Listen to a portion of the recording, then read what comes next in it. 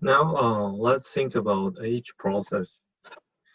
First, let's think about the fluorescence process. Okay, so fluorescence process, as we studied in the Jablonski diagram, it's if you have a ground state and excited state, so singlet state, after light absorption, the light is emitted by light.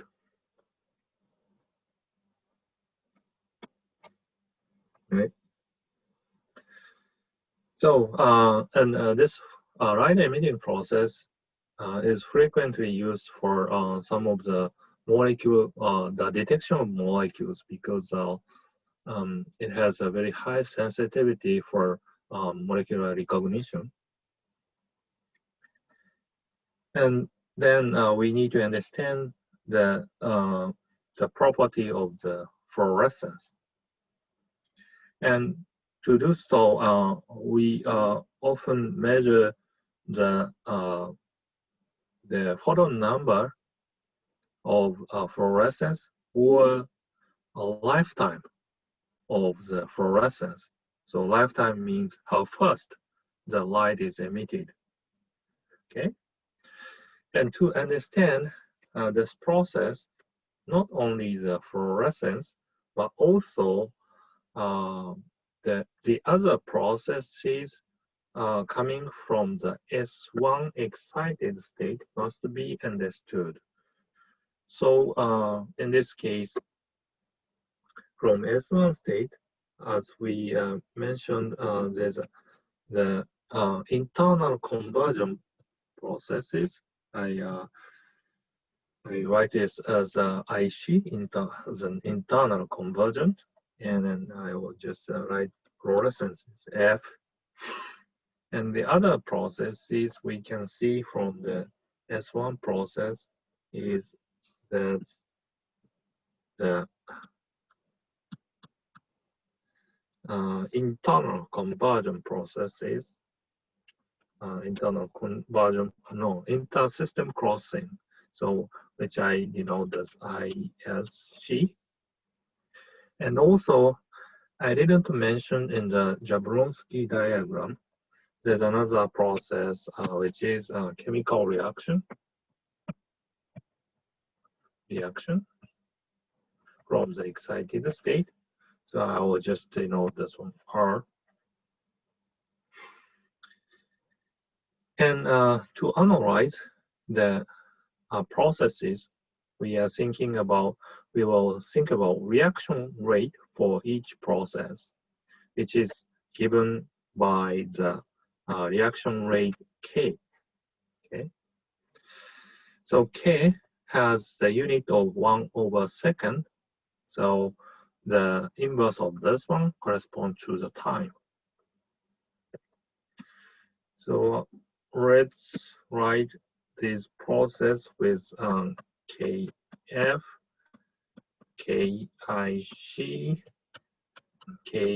KISC, and KR. Okay. And then the lifetime of S1 is given by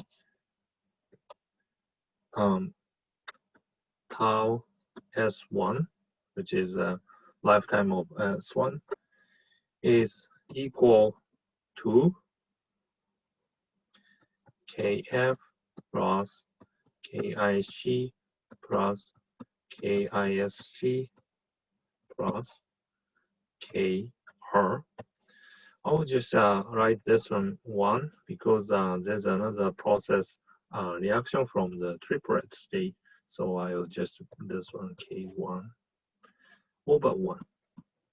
Right? So what you could understand is the this summation, this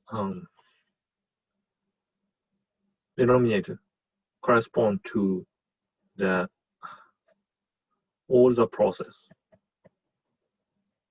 All the processes from S1, right? So how first the electron, the excited state change the state from S1. This is the denominator of this. So,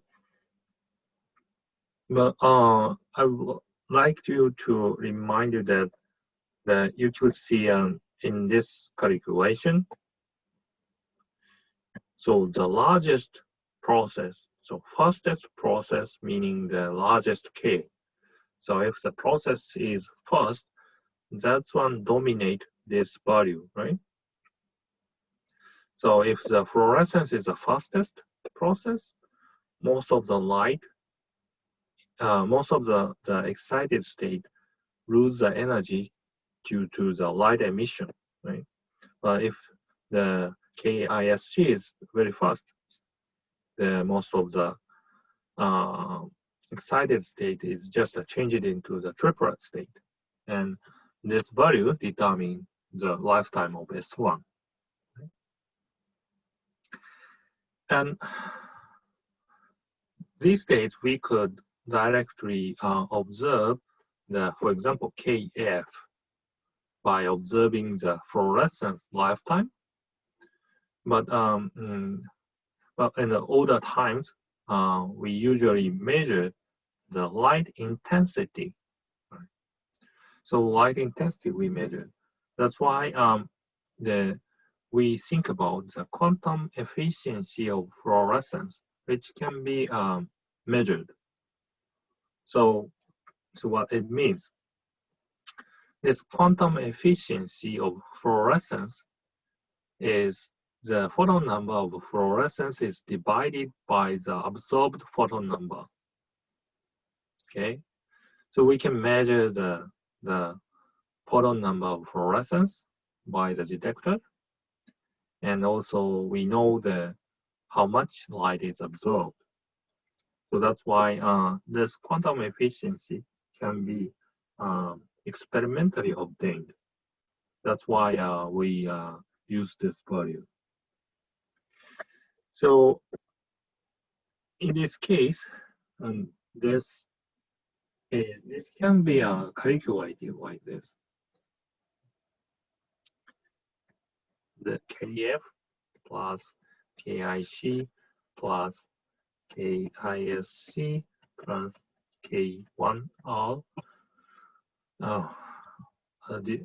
and KF. So this is a ratio how fast the fluorescence is. So if the KF is very large, it's going to be 1.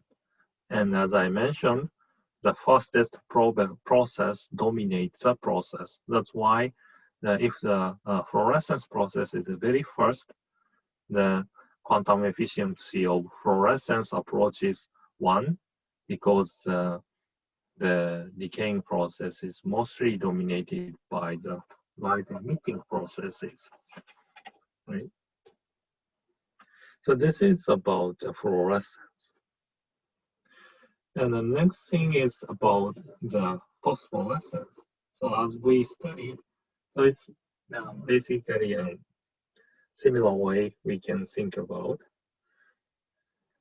So let's think about let's mind you the Jablonski diagram again. But now we are thinking about T1. And from the T1 process,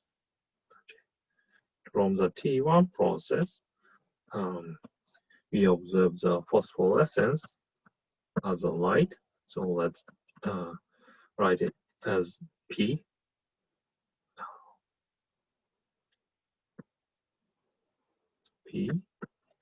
But as I mentioned, we have to think about the other processes from T1 state. So one is the thermal generation due to internal conversion, so KIC. And also we have some reaction process from T1, so reaction process, which, and also, yeah, that's the thing. So these are the processes from T1 state, right? And let's write the rate constant as K of P and K3 R. In this case, the lifetime of T1 can be given by Kp plus Kic. Let's take prime. Let's use prime for distinguish to distinguish the internal conversion from S1 and the T1 state. And over 1.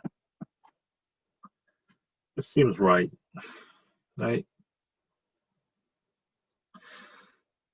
And again, the fastest process dominates the lifetime of T1. And then now think about the quantum efficiency of phosphorescence. And similar as the fluorescence case, it can be obtained by the photon number of phosphorescence divided by absorbed photon number, right? So you could easily imagine that this could be like Kp, Kic, K3R over Kp. It seems right, but actually it's not correct. So because now this is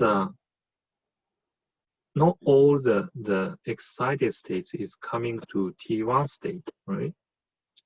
So what I mean is we have to think about the probability of the intersystem crossing too, because this denominator as absorbed photon number, meaning that the whole process is included, but not all the processes, not all the excited states are coming to the T1 state. That's why we need to multiply here the probability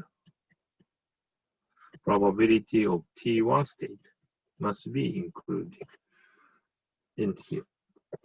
So this calculation, I left you for the after lecture exercise.